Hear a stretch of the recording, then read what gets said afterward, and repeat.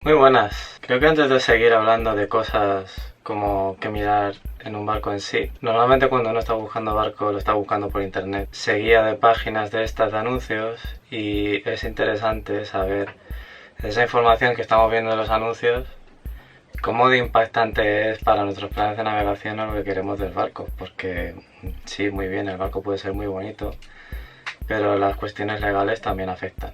En la mayoría de casos, la información que recibimos en esos anuncios se limitan a decirnos la zona de navegación, se limitan a decirnos si tiene la ITB pasada y si tiene el seguro pagado o no. Son datos importantes, pero son escasos para saber si ese barco de verdad ha tenido un mantenimiento en condiciones. Cuando nos dicen que el seguro está pagado hasta no sé cuándo, probablemente nos lo digan porque el dueño no quiere pagar la siguiente cuota del seguro y quiere vender el barco antes.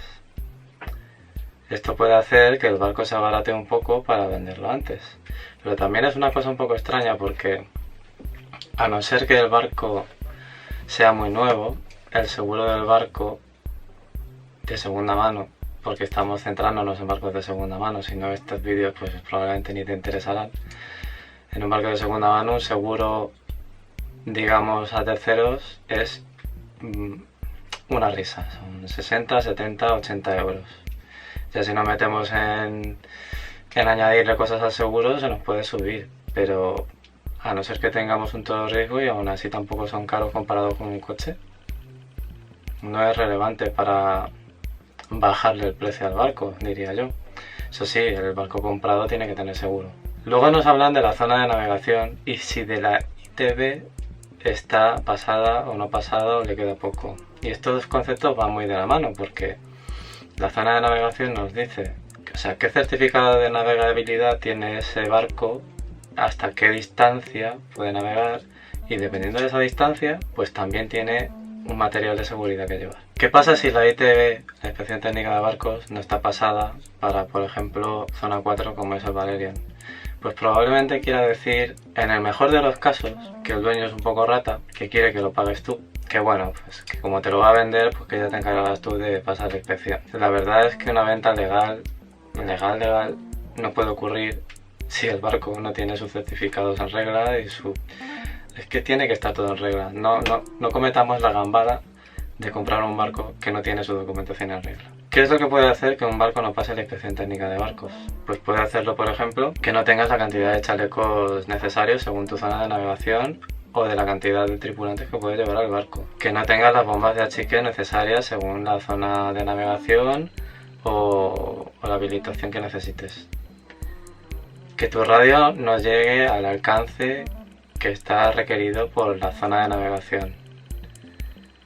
Que tu botiquín no está al día, que tus bengalas no sean las necesarias para la zona. Y todo ese material cuesta un dinero, porque además ese material hay que renovarlo cada cierto tiempo. Normalmente las ITV se hacen cada 5 años, pero el material de seguridad se tiene que renovar cada antes. Por ejemplo, las bengalas caducan cada 3 años y eso son 300 euros. Pero hay que tener cuidado porque no llevar al día las bengalas y que te pare la policía supone una multita de 600 euros. O sea, es mejor, fijaos lo que os digo, es mejor no llevar bengalas a que la policía te pille con las bengalas caducadas. Porque te llevas una multa por tener material pirotécnico caducado y otra por no llevar bengalas. Así que casi mejor no llevarlas. Sea como sea, se ve mucho que cuando la fecha de inspección técnica se acerca, el barco como que te lo abaratan un poco. Y esto es pues porque el dueño no quiere pagar la siguiente inspección, porque la siguiente inspección lleva una varada, un técnico que hay que llamar, que vale un dinero, una revisión de todo el material y una renovación de las cosas que caduquen. Entonces, si el dueño se lo quiere ahorrar, querrá vender antes de que llegue la fecha fin de la ITB que tiene en curso. ¿Y cómo sé yo si esa ITB que tiene en curso va a cumplir o no? ¿Me lo digan o no me lo digan? Pues porque el barco tiene que tener una cosa que se llama certificado de navegabilidad y ese certificado se renueva cada 5 años porque un inspector pasa la inspección. Aún así, esto no es escudo de nada, porque si tú tienes un barco inspeccionado por un inspector pirata, y hay muchos desgraciadamente, Y lo digo así de claro, es que lo sabe todo el mundo. Hay mucho inspector pirata que te pasa la inspección del barco en la barra de un bar o en la mesa de un restaurante porque el dueño que sea tiene la cara dura de sobornarle con una mierda de comida. Y el tío se deja.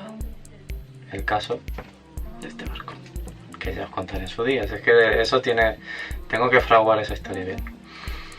Entonces, si resulta que nos pilla un inspector deshonesto y pasa el ITV del barco justo cuando está a punto de venderse, pues a lo mejor nos la harían.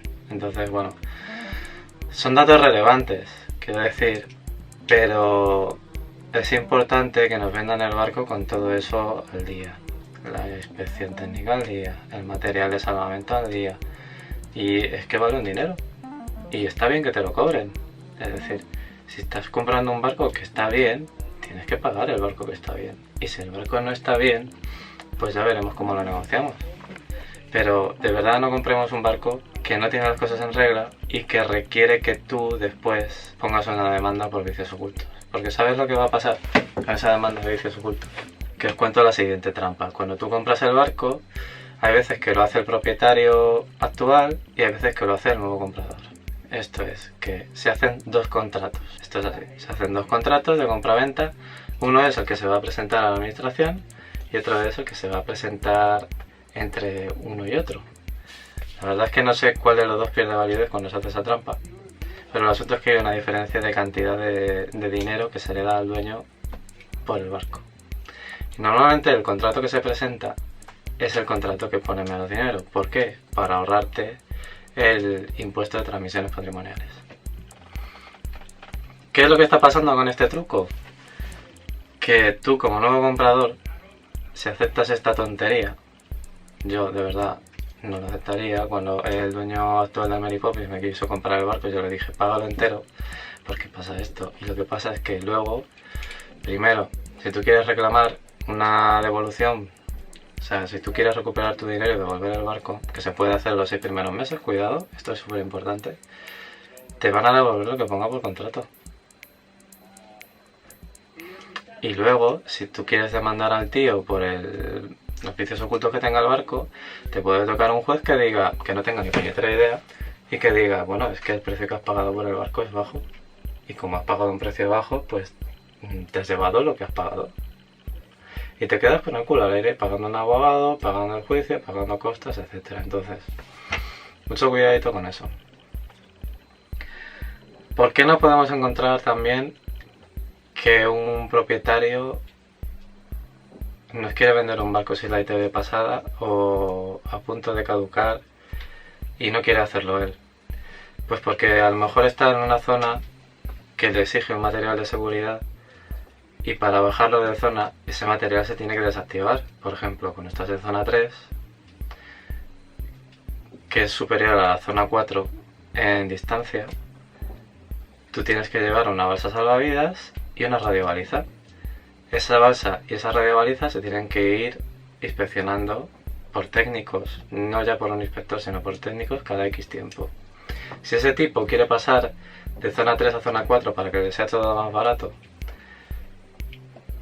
pero ya quiere que te lo encargues tú, quiere decir que ni la radiobaliza ni la balsa salvavidas las va a deshabilitar legalmente como debe. Entonces, bueno, esto es otro marrón que te comes y que no hace falta que te comas, de verdad. Cuando alguien nos venda un barco de segunda mano, os lo tiene que vender al 100% en buen estado. En buen estado legal, por lo menos. En buen estado físico, que menos que eso, por vuestra seguridad. Entonces, ya lo último que quedaría de esto sería que, bueno, no pasar una ITV es peligroso, porque cuando un inspector es honesto, te mira muchas cosas en el barco. Te mira la electricidad, qué tal va, la iluminación, las luces. Cuando el barco sale al varadero te comprueba que al asentarse en la cuna el barco apoya bien en la orza, porque si no apoya bien en la orza es que la unión casco-orza está mal, o los pernos de la orza están sueltos, o bla bla bla, bla, y el barco no está bien. Entonces todas esas cosas las hace un inspector honesto, pero los deshonestos no lo hacen. Entonces, bueno, si el dueño sabe que el barco no está bien, a lo mejor no quiere pasar la ITV. Yo la verdad es que eso creo que son los menos casos. Creo que es todo una cuestión económica, porque para que un barco esté mal tienen que haberle dado muchos palos. Sobre todo la construcción vieja, porque la construcción actual sabemos que la fibra es más fina, sabemos que bueno, que hay una serie de refuerzos dentro del barco para que sea más fuerte y que un golpe pues puede ser peor. Pero la construcción antigua de verdad que hacían auténticos tanques flotantes, o sea que eso. Entonces, nos queda una cosita más. Y cuando vemos un barco por internet, una de las cosas que nos pueden decir es que la bandera del barco no es la española. ¿Y esto por qué es? Pues por todo lo que os acabo de contar. O sea, por ejemplo, vosotros hacedos una idea que esto es como si llegara la Seguridad Social Española y le dijera, bueno, tú puedes comer, según el fabricante, yogures con fecha de caducidad 15 días después de haberlo fabricado. Vale. Pero llega la Seguridad Social y te dice, como te comas un yogur que le quede una semana, yo ya no te cubro. Y si vas al médico te lo voy a cobrar. Si te pones mal. Pues algo así es lo que dice la Marina Mercante. Si tienes una balsa salvavidas que se supone que por fabricante creo que son 3 o 4 años cuando hay que revisarlas, pero yo como Marina Mercante te digo que es cada 2, pues te jodes y lo haces. Y no tiene lógica, lo sé, si es que además sabemos que los fabricantes ponen fechas que les convienen, pero llega la Marina Mercante española y te pone condiciones más estrictas y eso supone un desembolso de dinero grande al año o cada 2 años y hay que tenerlo en cuenta. Entonces, ¿qué pasa? Que cuando el barco se abandera en otro país, pues ya no tienes ese problema, porque en otros países son más flexibles, o son totalmente flexibles. No tienes que pasar inspecciones, no tienes que renovar el material cuando te lo dicen, no tienes que hacer nada, porque todo depende de tu seguro. Y si tu seguro piensa que estás en regla, pues estás en regla. ¿Está bien lo de tener el barco en otra bandera? Pues sí, porque te liberas de la parte más difícil, creo yo, que hay con la Marina Mercante Española, que no es el precio de las cosas, creo. Es la administración tan lenta, tan farragosa y la cantidad de tasas que pagas para que muevan un dedo y den a un intro en un ordenador. Es brutal. Por ejemplo, te compras el barco, pagas tus tasas, se registra tu nombre, en la hoja de asiento del barco, que es donde dice la vida que ha tenido el barco legal y cuánta gente lo ha comprado y cuántos dueños tiene ahora, etc. Ya apareces tú, pero si quieres cambiar el nombre al barco, te van a cobrar otra vez la tasita de las narices. Y esto en otras legislaciones europeas no pasa. Tú llamas y dices, ahora el barco se llama Pepe. Y el barco se llama Pepe. Ahora mi barco se va a remotorizar, vale, enséñame la factura, vamos a ver que lo has pagado bien. El barco ahora lleva esta motorización y se acabó. Pero aquí en España tienes que pasar por una serie de normas y de trámites brutales. De hecho, cuando quieres remotorizar, aparte de que te lo mete un inspector en la Marina Mercante, si lo que quieres hacer está bien, esto tiene su WhatsApp. Cuando llega el momento, tú tienes que pedirle permiso a la Marina Mercante para sacar el motor viejo. Y cuando lo has instalado, meter el motor nuevo y pedirles permiso para motorizar, que ahora lo hacen en un solo trámite de cambio de motor, pero antiguamente tenías que hacerlo en 2. Todo ese trámite legal te supone que a lo mejor tardas 3 meses legalmente en poder remotorizar, pero es que además tienes que pasar una inspección técnica extra, que bueno, en el caso de la remotorización no implica que lo tengas que sacar del agua, bueno, dependiendo de lo que estés haciendo, claro, pero ya tienes que pasar una inspección técnica extra, más unas tasas extras, bla bla bla bla bla bla. Y esto en otros países no pasa. Entonces, ¿cuál es el problema de abanderar en otro país cuando tú eres español? Pues que muchos países ya están cerrando el grifo y no te dejan tener el barco en esos países si no eres residente, como es normal. Entonces, bueno, pues te puedes encontrar con una papeleta bien gorda, que es que tú tengas un barco de vete a saber dónde, vamos a poner holandés. Te dice Holanda que ya no puedes seguir siendo holandés porque no vives en Holanda, correcto. Y para volver a España tienes que pasar a un proceso de abanderamiento.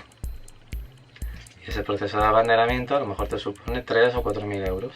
Entre todo eso que os he dicho, inspectores, un ingeniero naval que certifique que el barco puede flotar. Es que eso tiene coña, pero bueno, es así.